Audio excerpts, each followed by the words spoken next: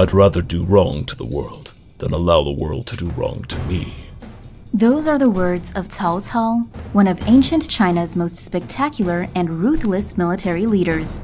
He was the official who became a warlord, the chancellor who became the power behind the throne, and in death, the legend who became emperor. His life goal was a stable China, a place where everyone could prosper, and he'd do anything and kill anyone to achieve that. Life of Cao Cao, Part 1. Cao Cao rose to infamy during the Three Kingdoms era of ancient China, a period which began early in the 2nd century. He was so notorious, in fact, that Chinese people developed a saying using his name. It goes, 说曹操曹操到.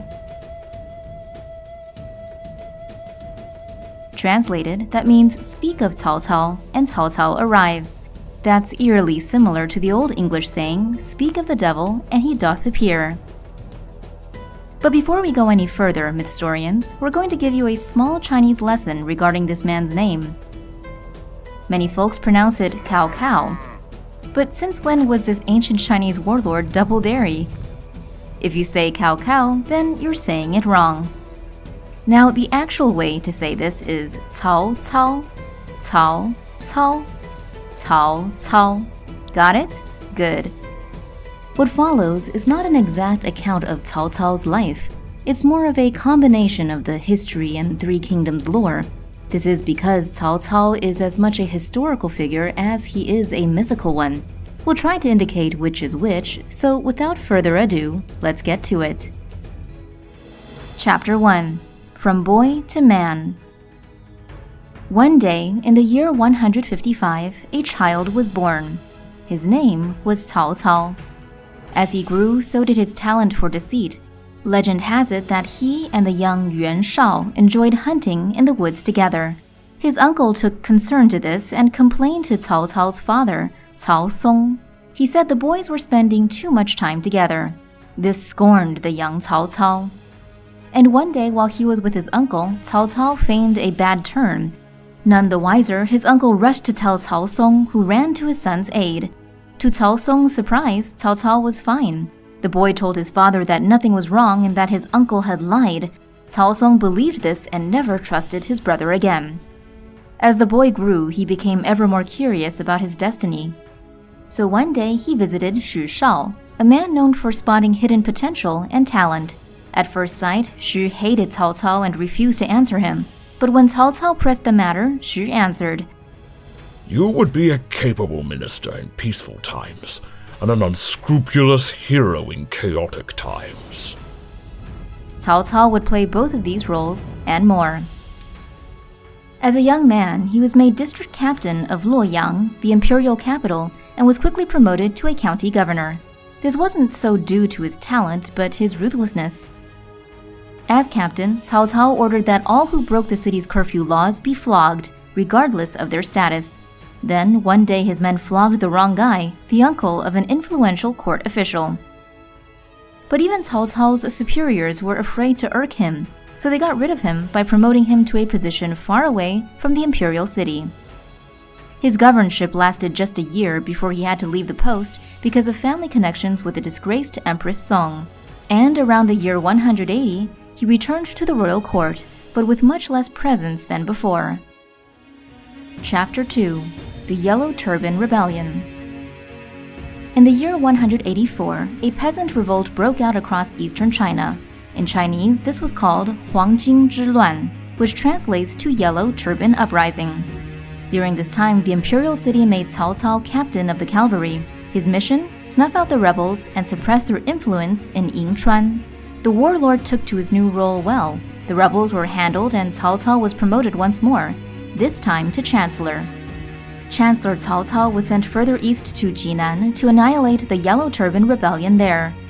His infamous ruthlessness came to the fore during this time. It is said that he ruled Jinan with an iron fist and enforced his imperial mandate with vigor.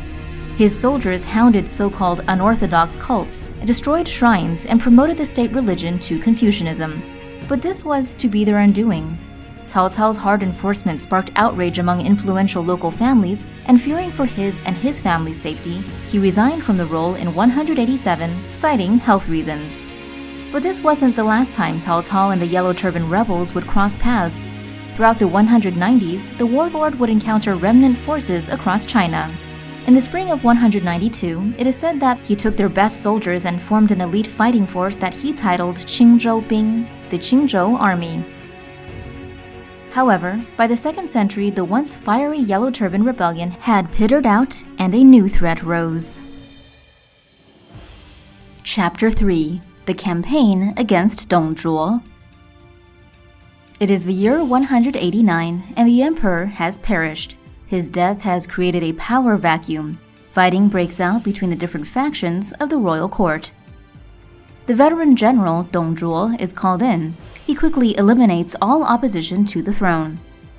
But he has his own plans and enthrones a puppet emperor in the form of a child, a boy named Xian. In the fictional Three Kingdoms story, Cao Cao tries to assassinate Dong shortly after this. During their meeting, Dong turns his back on Cao Cao. He draws his sword, but Dong sees this in a mirror and turns instantly. Cao Cao then pretends the sword is a gift. Not long after, the legendary warrior Lu Bu arrives with a gift horse Dong had instructed him to pick for their guest. Cao Cao takes the animal for a test ride and escapes. But he's a wanted man, and despite his lightning-fast pace, the law soon catches up with him. A county prefect named Chen Gong tracks Cao Cao down and imprisons him. Yet the two soon become unlikely brothers-in-arms. Chen is moved by Cao Cao following a lengthy conversation, so releases him and joins his quest. Next, the two travel far and wide until they arrive at the home of Cao Cao's friend. Lu Boshi welcomed Cao Cao and Chen into his house. They were his guests, but he had to leave and run some errands. While he was alone with Lu's servants and family, Cao Cao became paranoid after he heard knives being sharpened and talk of killing something. He thought they were out to get him. With Chen's help, he slaughtered every single person in the house. No one was left alive. They later discovered that the servants were only planning on killing a pig and not them. Knowing Lu would want revenge, Cao Cao and Chen saddled up and were about to flee just as Lu returned. Cao Cao spoke to him, telling him to look out from behind, and when Lu turned his back, Cao Cao killed his friend on the spot. Chen was shocked. Just now, you made a genuine mistake when you killed those people. But what about now? If he goes home and sees his family members all dead, do you think he will let us off? If he brings soldiers to pursue us, we will be in deep trouble. It is a grave sin to kill someone with the intention of doing so. I'd rather do wrong to the world than allow the world to do wrong to me.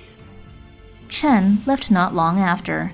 From Cao Cao's attempted assassination of Dong Zhuo until now has been from the Three Kingdoms story. Now we return to the history.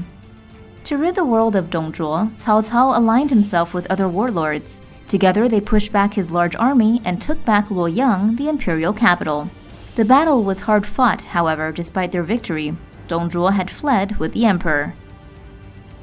But soon his forces fell apart, and he wound up being gutted by his former general, Lu Bu. Chapter 4: The Child Emperor.